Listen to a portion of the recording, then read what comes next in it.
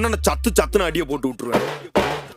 என்ன சண்டைக்கு கூட்டாவும் ஒன்னா பந்தயம் போட்டு நான் போல